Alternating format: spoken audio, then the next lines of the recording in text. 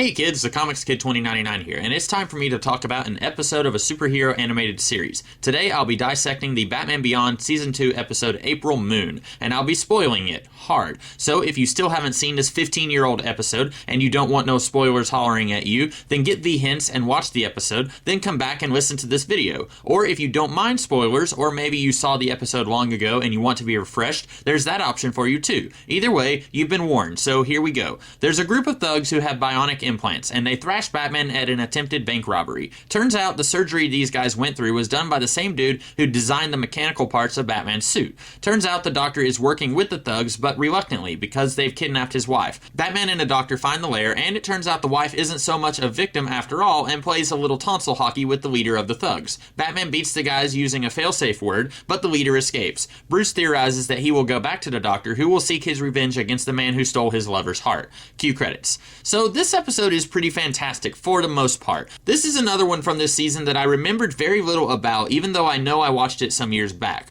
Going in for this review, all I really remembered was something about robots and the song April Moon. So I was pleasantly surprised by this episode, especially since I remembered not liking it as much as I did this time. I don't even remember what I didn't like about this episode, since I remember so little of the plot from the first time I saw it. But this time I was blown away. The first thing that really made me sit up and take note was the music used in this episode. Don't take this as me trying to grasp at compliments to give this episode, since this really was the first thing I noticed about the episode. It's much more moody and atmospheric than usual for the show. We ordinarily hear a more electric rave type music used in this series, sort of like what we get in the theme song used in the opening. But this music makes me think of old black and white movies with Humphrey Bogart or James Cagney. It's an odd choice, especially since this episode isn't something that tries really hard to evoke the feeling from those kinds of movies, but it definitely got my attention, and it really puts me in a mood to enjoy this episode. Not to say the kind of music usually used in this series is bad or makes me enjoy the episodes any less, but when you try something different, it can have that effect, and in this case it did. The villains of this episode aren't especially engaging or interesting, but that's okay, because the episode spends more time on the man helping them than it does trying to set up a new rogue like so many of the episodes of Season 1 did.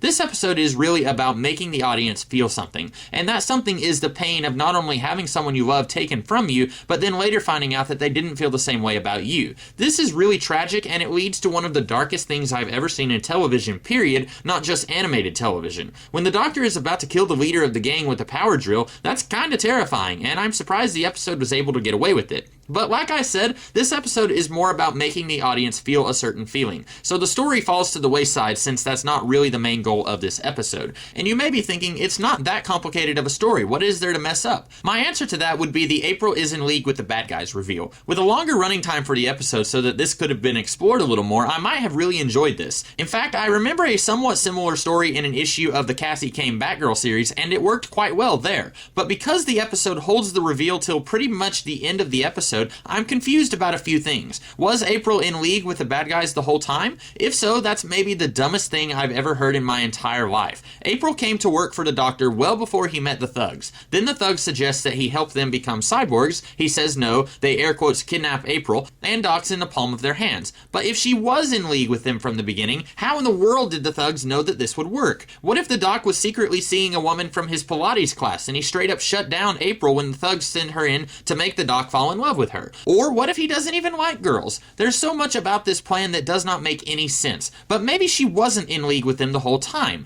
That would make a lot more sense, except then I find myself wondering why she betrayed the Doc at all. She seemed to like him quite a bit in the flashbacks, but maybe those flashbacks are from the Doc's perspective, and so they're tainted with his love for her. But still, it's kind of hard to misread someone tackling you to the floor to make out with you. If she wasn't in league with the bad guys, and she decided she wanted to be a bad girl because the doctor wasn't wealthy enough, which, seriously, are you trying to tell me that in 40 years doctors aren't super wealthy? Then that still feels very artificial. Of course, we never actually get to spend a lot of time with her. When we first see her out of the flashback, she's being revealed as a vixen who likes big jewels. I don't know, it just feels weird no matter which way you interpret the situation. I think I like it better that she wasn't in league with the bad guys the entire time, but then it makes it really weird that she went from being super in love with the doctor to only caring about money. I know I said this episode wasn't really about trying to set up a new villain, but this whole situation could have been helped immensely by bringing the wife back in another episode. She's the only member of the gang who isn't accounted for at the end, and it would have been neat to see her as the leader of her own gang. And it would have given these guys an opportunity to clear up what was going on with her character here, maybe. But that wouldn't have made things any better in this episode. I really did like this episode, but that one bizarrety about the plot kind of took me out of it. Fortunately, it came so close to the end of the episode, it didn't really taint my enjoyment of the rest of the episode. But what did you guys think? Like it? Hate it? What did you think of my review? Let me know the answer to both of those questions in the comments, and if you did like this video, be sure to like, share, comment, and subscribe as well. I'll be back next weekend with a review of an episode of Batman the Animated Series, and the week after that, I'll be returning to Batman Beyond. And I do stuff throughout the week, so check those vids out as well if you like. I'll see you guys then. Take care.